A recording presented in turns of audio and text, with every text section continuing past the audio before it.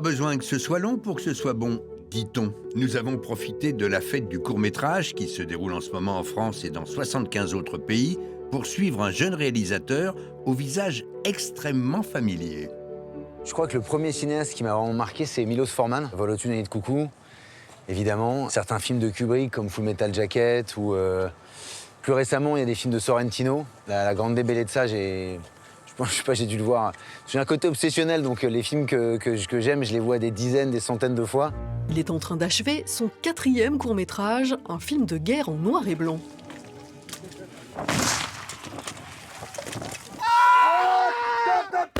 Si vous êtes devant la caméra, faut vraiment bouger. En tout temps, faut bouger, mais vraiment quand vous la passez, vous passez juste devant, là, faut que ce soit tendu. On a une liberté dans le court-métrage qu'on n'aurait peut-être pas ailleurs, à la fois dans le format, à la fois dans la façon de raconter l'histoire, dans la façon de filmer. Bon, même si ça m'a pris un peu plus de 2 ans pour monter tout le projet, les financements, et c'était un film très compliqué. Il y avait des véhicules d'époque qui ont plus de 100 ans. Donc voilà, faut les faire venir, faut trouver une centaine de figurants, des costumes adéquats pour tout le monde, recréer le décor. Et moi, l'idée, c'était vraiment de me frotter à différents univers. Les cinéastes que je vous ai cités, c'est des gens qui travaillaient dans des univers qui n'ont rien à voir. T'as qu'à lui dire... J'en sais rien, je crois qu'il est par là. Tu vois, filmé en 7 jours et 2 nuits en Moselle, terre natale d'Hugo, La ligne de vie rend hommage à des héros oubliés de la guerre 14-18, les hommes et les femmes chargés d'apporter le courrier aux soldats sur le front. Là sur la main, Stéphane. Là sur la main. En 4 ans, 4 milliards de lettres ont ainsi été acheminées. Ah oui, tu sors. Le sujet, c'est qu'est-ce qui se passe d'un côté et de l'autre d'une frontière. Qu'est-ce que les gens ressentent, comment ils pensent, comment ils envisagent l'ennemi. Il y a une phrase de Desproges là-dessus que j'aime beaucoup, qui dit l'ennemi est con, il croit que l'ennemi c'est nous alors que c'est lui. Évidemment, l'idée c'est que ce film fasse écho à des conflits armés actuels.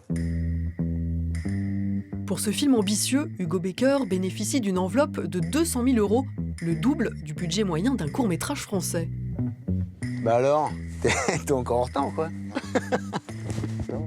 Aujourd'hui, il a rendez-vous pour une séance de post-synchronisation, l'étape où les acteurs peuvent refaire leur prise de voix. Alors là, en fait, c'est juste pour un souci de compréhension. C'est pas le début de la blague, c'est le moment où tu lui racontes la fin. Tu peux me la remettre, juste que je la regarde et comme ça je vais m'en mettre dedans. Bien sûr. Et le premier qui s'y colle, c'est Alexis Mananti, héros des Misérables de Lajli et amoureux d'Afzia Herzi dans Le Ravissement. À force, les Allemands, bon, ils commencent à comprendre et ils se disent que à tous les Français, ils peuvent s'appeler André. Donc là, il y a un Allemand qui se lève et qui commence à crier « André ! André !» J'étais bon sur les mots, là. T'étais bon, mais t'étais tard. Toi, t'es très fluide dans ton discours, et à certains moments, l'émotion fait que t'as un peu du mal à parler, mais après, quand tu reparles, tu parles normalement. Moi, j'adore le format du court-métrage. J'ai commencé avec Courtrage, on faisait des courts-métrages et je continuerai toujours à en faire. Je trouve que c'est hyper libre. On travaille souvent aussi avec des énergies qui sont des énergies nouvelles, avec des jeunes réalisateurs qui ont plein de choses à dire et plein de choses à faire. On n'a pas grand-chose, hein, Gilles, après, tu vois. Autour de Gilles Cohen de donner de la voix. L'acteur du Bureau des légendes, fidèle de Jacques Audiard, n'avait plus tourné de court-métrage depuis 15 ans, mais a été séduit par la passion d'Hugo. J'ai 2 hypothèses. Soit vous avez éliminé les témoins gênants, soit on vous a aidé à éliminer les témoins gênants. Et vous avez continué sur les lignes ennemies pour livrer le sac aux Allemands. Vous avez continué sur les lignes ennemies pour livrer le sac aux Allemands. Okay. T'as compris, connard? Tu vois, il y a un petit truc comme ça, genre. Ok. Voilà. Hugo, j'ai de l'amitié pour lui parce que c'est un garçon qui à la fois fait de la mise en scène et de la production aussi. Il développe plein de projets, il fait des tas de choses. Et il est très généreux, très naïf et en même temps très malin, très intelligent.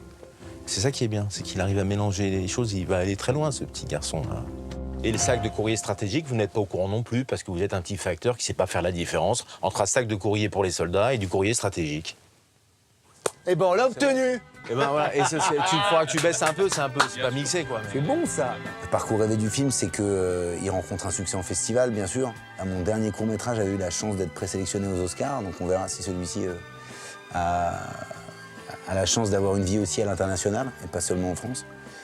Et puis, si dans quelques temps où je me retrouve à travailler sur un projet de long-métrage, c'est qu'il aura été réussi. Voilà ce que je peux vous dire. Ok, suivant.